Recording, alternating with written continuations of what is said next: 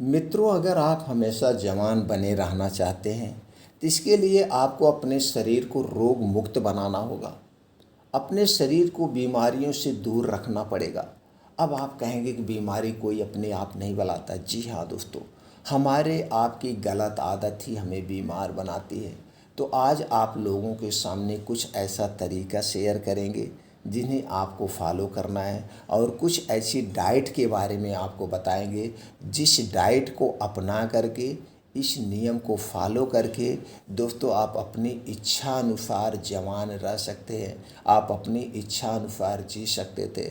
जैसे पहले के लोग दोस्तों अपनी इच्छा अनुसार जीवित रहते थे, अपनी इच्छा अनुसार दोस्तों वो जवान रहते थे।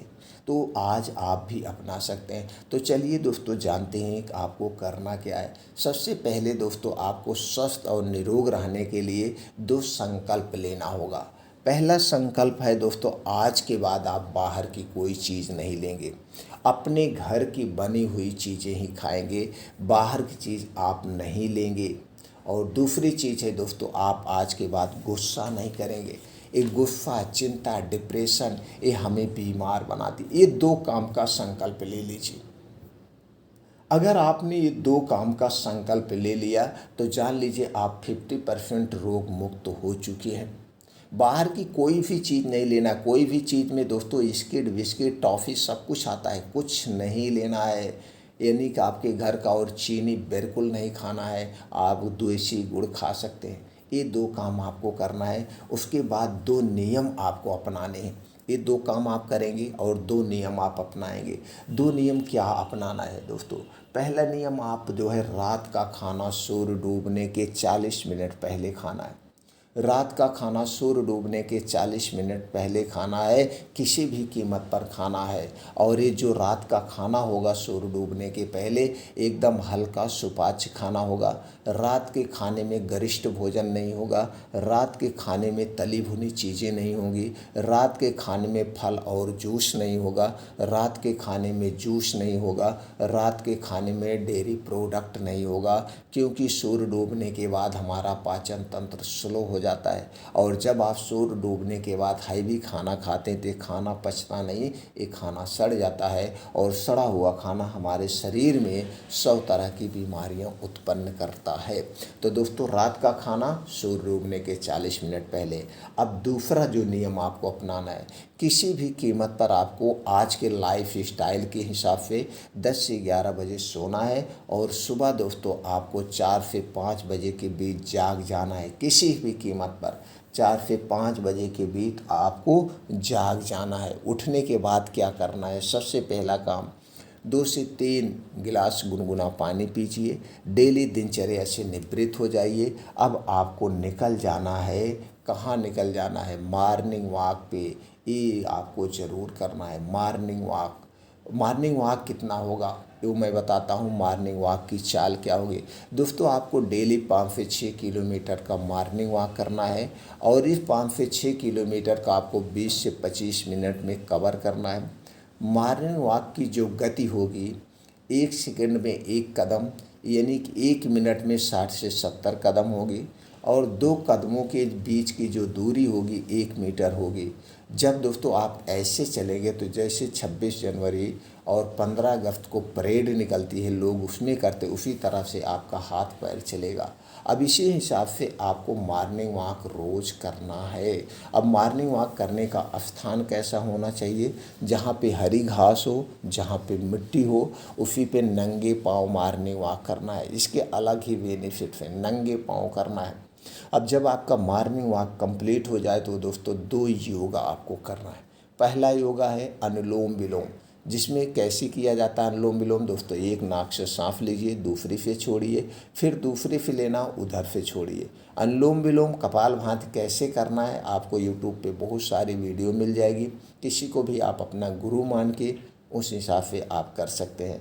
तो आपको आधे घंटे रोज़ अनुलोम विलोम करना है। दोस्तों जब आप आधे घंटे अनुलोम विलोम करते हैं तो आपके शरीर की नसों में कहीं भी कोई रुकावट है वो रुकावट दूर हो जाती है। दूसरा है कपालभाति 15 से 20 मिनट आपको करना है। दोस्तों जब आप 15 से 20 मिनट कपालभाति करते हैं तो पेट से संबंधित आपको कोई बीमारी नहीं होगी। और उसके लास्ट में दोस्तों आपको 15 से 20 मिनट का मेडिटेशन यानी ध्यान करना है। अपने सबकॉन्शियस माइंड को एक्टिव करना है। दोस्तों ये आपका सबकॉन्शियस माइंड आपको चाहे तो बीमार बना सकता है, आपको चाहे तो ठीक कर सकता है। इसलिए इसे हमेशा पॉजिटिव ही दीजिएगा, नेगेटिव कभी मत सोचना। पॉजिटिव थिंकिंग ही रखना, आप हर एक बीमारी से दूर रहेंगे।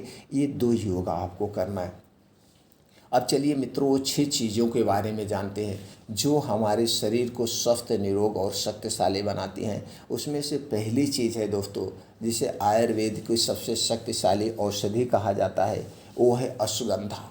तो चलिए दोस्तों जानते हैं अश्वगंधा में कौन कौन से पोषक तत्व पाए जाते हैं, इन्हें कब और कैसे लेना है। दोस्तों अश्वगंधा में antioxidant, fibre, calcium, vitamin C, vitamin A, vitamin B2, vitamin B6, vitamin B12, zinc जैसे तत्व पाए जाते हैं। यानी कि सभी प्रकार के प्रोटीन्स, विटामिन इसमें पाए जाते हैं। अगर हम इसके फ़ायदे की बात करें तो दोस्तों ये हमारी हड्डियों और मांसपेशियों को मजबूत बनाता है, हमारी इम्यूनिटी को स्ट्रांग बनाता है और दोस्तों शरीर को हर एक बीमारी से बचाता है। इतनी शक्तिशाली औषधि है, इसके सैकड़ों फ़ायदे हैं। अगर हम फ़ायदे की बात करें तो दोस्तों वीडियो लंबी हो जाएगी। ये नहीं कि आपके शरीर के लिए फ़ायदे हैं, नुकसान नहीं है, अगर इसे आप आयुर्वेदिक तरीके से यूज करेंगे तो दोस्तों चलिए जानते हैं इसके प्रयोग करने का सही तरीका क्या है। दोस्तों आपको लेना है अश्वगंधा पाउडर 1 चम्मच, 1 गिलास दूध को जब आप गर्म कर लेना, गर्म करके गैस से उतार लेना। तो दोस्तों उसी में 1 चम्मच पाउडर को मिलाकर इसी दूध को रात में खाना खाने के 1 घंटे के बाद पीना है और दूध पीने के 1 घंटे के बाद सोना है, तुरंत आपको नहीं सोना है।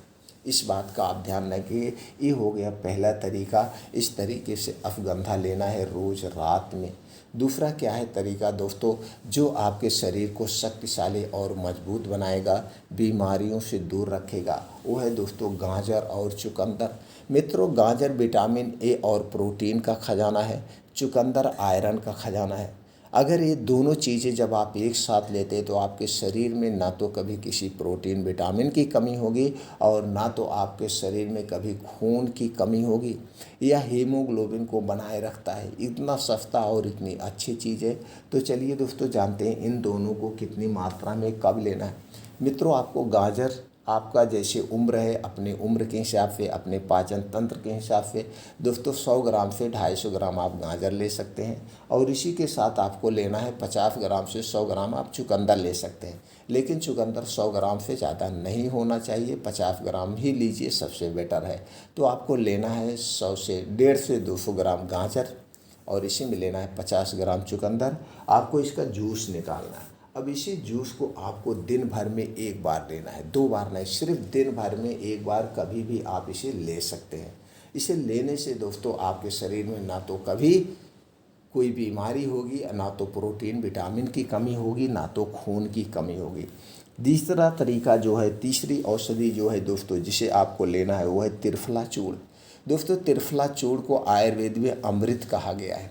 ये हमारे शरीर की वात पित्त कफ तीनों को बैलेंस रखती है। और जब हमारे शरीर का वात पित्त कफ बैलेंस होता है तो दोस्तों हम हर एक बीमारी से दूर रहते हैं। तो चलिए जानते हैं इसे उपयोग करने का तरीका। मित्रों आपको लेना है त्रिफला चूर्ण 1 चम्मच और इसी के साथ लेना है शहद 2 चम्मच। तो शहद आपकी बेस्ट क्वालिटी होनी चाहिए, शहद जो अच्छी हो वही आपको लेना है, शहद अच्छी क्वालिटी होना चाहिए। तो 2 चम्मच शहद को दोनों के एक में मिला करके शाम को 5 से 6 बजे जब आपको भूख लगती है या 4 से 5 बजे जब आपको भूख लगती है, इन दोनों को मिला के ऐसे चाट के खा लेना है। इसे चाट के खाने के पहले और बाद में कुछ नहीं खाना पीना है। 1.5 से 2 घंटे तक। ये है दोस्तों त्रिफला और शहद करने का प्रयोग करने का तरीका। अगर इस तरीके से शहद और त्रिफला चूर्ण आप लेते हैं तो दोस्तों आपके शरीर की हड्डियाँ मांसपेशियाँ मजबूत होती है, आपके शरीर का वात पित्त कफ बैलेंस में होता है और दोस्तों आप एक शक्तिशाली बन जाते हैं। इससे एक कहावत कही गई है, त्रिफला जो सेवन करे घृत शहद के संग, हाथी बांधे बगल में 3 कोस तक जाए। यानी कि आप त्रिफला और शहद का सेवन करिए, रोज़ सुबह मॉर्निंग वॉक करिए, आप तो दोस्तों शरीर की हड्डियां और मांसपेशियां मजबूत हो जाएंगी। अगला क्या तरीका है दोस्तों, जो कैल्शियम और विटामिन डी की कमी को पूरा करेगा, उसे आपको क्या करना है दोस्तों, आपको लेना है अनार का रस 1 गिलास। अनार का रस 1 गिलास लेना है और इसी 1 गिलास में आपको चूना मिलाना है 1 ग्राम। 1 ग्राम चूना, वही चूना दोस्तों जो पान में खाया जाता है, आपको आसानी से मिल जाएगा। तो पान में खाया जाना वाला चूना लाना है, 1 ग्राम चूना लेना। अब 1 ग्राम आप कैसे वजन करेंगे, इसके लिए दोस्तों 1 गेहूं के बराबर चूना लेना है और उसी अनार के रस में मिला करके इसे दिन में 1 बार पीना है, चाहे जब दिन में 1 बार पी लीजिएगा। बस इतना ध्यान देना है, जिसको पथरी की शिकायत हुई है या पथरी कभी हुई थी या पथरी होने की संभावना है, उन्हें चूना नहीं खाना है। वो इस बात को ध्यान देंगे, वो सिर्फ अनार का रस पी सकते हैं। तो दोस्तों ये चूना जो है ये आपके शरीर में कैल्शियम भरपूर मात्रा में कर देता है, आपके शरीर में कभी कैल्शियम की कमी होगी ही नहीं। तो चूना और अनार इसे ज़रूर लेना है, इससे आपके शरीर की हड्डियां और मांसपेशियां दोनों मजबूत होगी और हर एक बीमारी से आप दूर रहेंगे। तो दोस्तों ये हो गया बनाने का तरीका, अपने शरीर को स्वस्थ और निरोग रखने का तरीका। लेकिन दोस्तों इन सारे नियमों को आपको प्रॉपर तरीके से पालन करना होगा। इसके साथ साथ दोस्तों कुछ प्रकृति के नियम हैं, कुछ खाना खाने के नियम हैं, कुछ पानी पीने के नियम है, इन नियमों को भी आपको फॉलो करना पड़ेगा। तो दोस्तों खाना खाने के नियम क्या है, पानी पीने के नियम क्या है, इससे संबंधित चैनल पर वीडियो पड़ी है, आप देख सकते हैं। और दोस्तों हमारे शरीर का जो वात पित्त कफ होता है, अगर आप इसे बैलेंस करके रखेंगे तो आप कभी बीमार नहीं पड़ेंगे। दोस्तों हमारे शरीर का वात पित्त कफ बिगड़ता क्यों है, ये वात पित्त कफ बिगड़ने से कौन कौन सी बीमारियां होती हैं, हम अपने शरीर के वात पित्त कफ को कैसे बैलेंस रखें, इससे संबंधित चैनल पर बहुत सारे वीडियो पड़े हैं, आप देख करके अपने ज्ञान को बढ़ा सकते हैं। वात पित्त कफ को बढ़ाने वाली जो चीज़ें हैं उससे आप अवॉइड कर सकते हैं और पूरी ज़िंदगी स्वस्थ और निरोग रह सकते हैं। दोस्तों हमें बीमार रहना है कि स्वस्थ रहना है, हमारे अपने हाथ में है। जिस दिन आप ये सोच लिए कि आज के बाद हम बीमार नहीं होंगे, उसी दिन से आप बीमार नहीं होंगे। और बीमार ना होने के लिए जिन नियमों का पालन करना है आप पालन करना शुरू कर दीजिए, पूरी ज़िंदगी स्वस्थ और निरोग बने रहेंगे।